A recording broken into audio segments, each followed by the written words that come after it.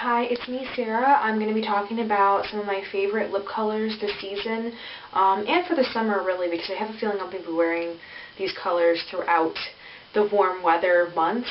I have some of them already swatched in the back of my hand because I did start swatching and talking about this, and my camera ran out of memory, so it just became a whole mess. So, for some reason lately, I've really been into very saturated and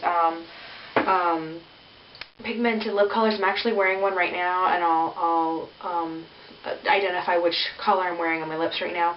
And I've also really been into lipsticks rather than just sheer lip glosses or lip butters or lip balms or what have you. And those are great for warm months as well. You can wear whatever you want. These are just things that I've been loving lately, and I'm actually kind of surprised that I've been loving actual lipsticks for the warm months. So I'm just going to get into it. The first lipstick that I swatched, this is actually what I'm wearing on my lips right now. It's called Gulabi, and it's an amplified lipstick by MAC. It came out with a collection. I can't remember what the collection is, but I'll post it down here below. It came out, I think, last year or the year before last. But it looks like that. Really bright pink. And I've already, like I said, I've already swatched it. And that's what it looks like. Right there. And I've actually been wearing this color on my lips for close to an hour and a half. So if it's not quite as saturated, that's why. And then the next color is actually pretty similar. It's a little bit more red. This is by Revlon. It's the Super Lustrous lipstick in the cream finish. This is called Cherries in the Snow. It's a little bit darker, not quite as like magenta and bright as Gulabi, but it's pretty similar when you look at them. Gulabi, Cherries in the Snow. And I apologize for my fingernail. Sorry, I have some splitting happening. Anyhow, so it's kind of like a redder, almost slightly plummy version of it. I would say it's just a tad bit more red, but it's still very bright, and it gets the point across. It looks really similar on the lips, and I like it. The next color, I love this color. I'm like kind of obsessed with this, and not just this in particular, but matte finishes in general for some reason. But this is called Lively. It's the Tarte Lip Surgence Natural Matte Lip Stain. And it's one of these ones where it looks like a pencil, but it goes up and down. So I know I've talked about this or swatched it before. Again, I've already swatched this. So Lively is that color right there. As you can see, not a whole lot of color bouncing off of that. I really love this. I think it just looks really good when you're wearing white. I just think that this color looks really great for some reason. On pale lips, on dark, not pale lips, on pale skin, on dark skin, it doesn't really matter. I feel like it would look great. If you have olive skin tone, it's a little iffy. I think it's mostly what you feel comfortable with. But I think that this is a phenomenal color, and I love it. I highly recommend this product in particular. This next color is, actually, I'm starting to get into the reds now. These were all like these kind of, if you can tell, like these kind of bright pink colors. This next set of colors are all going to be kind of reds, mostly orangey reds, because I find that they tend to look a little bit better on my skin tone. I just happen to like them more than blue-based reds. The first one is called Ladybug, and again, this is one that I've already swatched. This is a Lustre finish by MAC, and this is in the permanent collection. It didn't come out with any random limited edition. It's more of a tomato red, and I actually really like it. I find that this is like a very wearable color. If you're somebody who's afraid of dark colors or reds in general, I think this might be a good starting point for you. This is Lady Danger. It's a matte finish, and this is also from MAC in their permanent collection. Pretty intense there, and it's something that I think a lot of people identify with, or when they see that color, they automatically think of Lady Danger. That's it swatched right there. You can see it's got that nice matte finish, not picking up a lot of color, and it's very saturated, very orangey. And then I've got actually another color here that's pretty similar, but it's from a different brand. I believe I already talked about this in a haul video, but I'm going to go ahead and swatch it anyway. This is by NARS. It is their Velvet Matte Lip Pencil. This is in Red Square. That's what it looks like there. Again, I've just really been loving matte pencils in general. This pencil and Lively by Tarte I've just been obsessed with. Moving on to another red color, I'm actually going to move on to something that I've talked about in Swatch several times. This actually has seen better days. This is 909D. I think this is originally called Coral-ine, which I guess is just Coral-ine, whatever. Anyway, but it's by Wet n Wild. I'll go ahead and swatch it. This, I think, is probably the closest lipstick I've ever found that was drugstore to Lady Danger by MAC.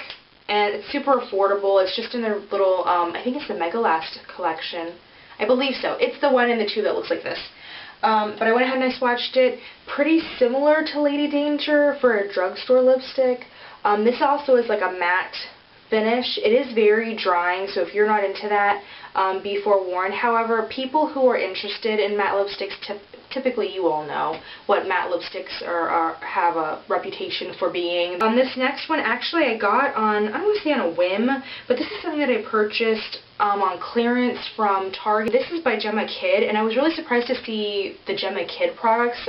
Some of them, excuse me, I don't know why I'm stuttering, that some of them were on sale or on clearance.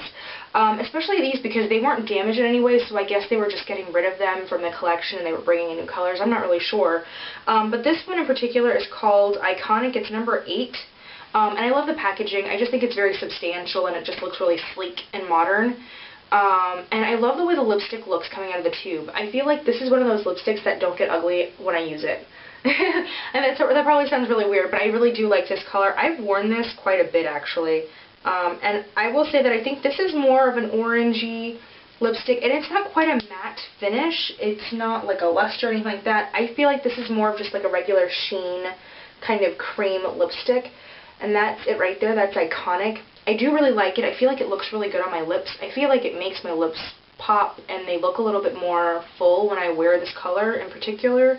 The other colors are great. I just find that Iconic by Jemma Kid, maybe it's the finish, is a little bit easier to work with, and it's very rare that I use it, and I'm disappointed in the way it looks. Next is going to be some kind of orangey, tangerine, and sort of coral colors. I'm going to start off with a straight up orange tangerine color. This has actually been pretty popular lately. It's been getting a lot of buzz. This is by Sephora and Pantone Universe. It's the color of the year Tangerine Tango Cream lipstick. I've actually purchased the limited edition collector's edition, excuse me, the kit or the set. I've posted pictures and swatches of the collection on my blog, and I will post that down below or link that down below in the information box. So we'll go ahead and swatch this over here. And again, this is a lot more orange. This actually has a really nice finish because it's very creamy. So that is Tangerine, what is this? Tangerine Tango Dream? I can't even remember what name I called it. Yeah, Tangerine Tango Cream, excuse me. Yeah, it's got a really nice finish, very shiny. I find this is kind of like, it's a little too slick. It doesn't like typically stay in place the way I want it to, so I mean I really have to be perfect and really on point when I'm applying it. I like it. It's different. It's a little more orange than colors I'm usually used to using.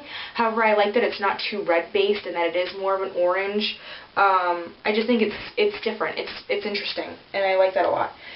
This next one is more of a coral. This is by CoverGirl. It's one of the Lip Perfection lipsticks. This is called Fairytale. It's number 405, and I'll go ahead and swatch this. Well, I guess I can show it to you in the tube. That's what it looks like.